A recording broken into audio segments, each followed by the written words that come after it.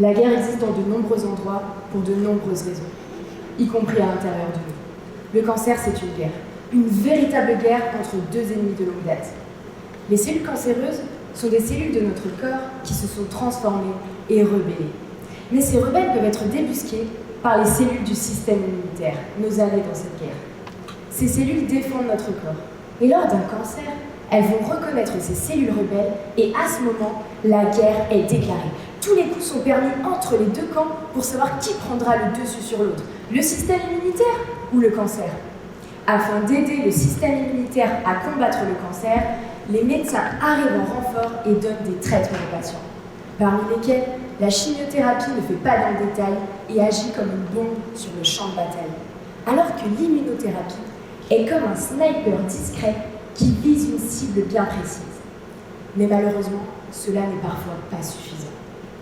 Parmi toutes ces cellules, bonnes ou mauvaises, présentes sur la zone de guerre, une petite molécule, appelée IL-1β, agit comme un agent double, parfois du côté du système immunitaire et parfois du côté du cancer. Dans cette guerre, je suis un agent de liaison. J'étudie le rôle de l'IL-1β pour améliorer l'efficacité de la chimio-immunothérapie et plus particulièrement dans le cancer du poumon. Moi, mon champ de bataille est au contraire un laboratoire bien propre, dans lequel je cultive des cellules cancéreuses de poumon, sur lequel je réalise de multiples expériences. Mes frères d'armes sont des souris à qui j'injecte des cellules cancéreuses pour trouver le meilleur traitement. Pour ma première expérience, j'ai utilisé 3 groupes de traitement. 1. Des souris non traitées. Et oui, il en faut. 2. Des souris traitées à la chimio-immunothérapie. Et 3.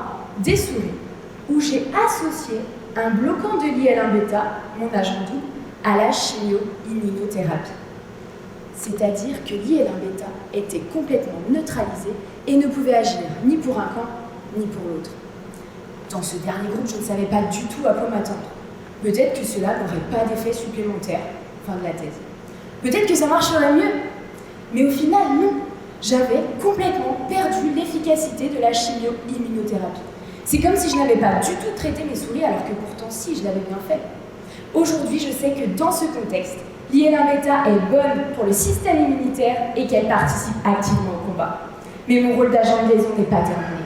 Je cherche à décrire les mécanismes et à trouver des solutions pour améliorer l'efficacité de la chimiothérapie. Car comme dans chaque bataille, il faut choisir son camp. Et j'ai choisi d'aider le système immunitaire et de combattre le cancer. Merci beaucoup.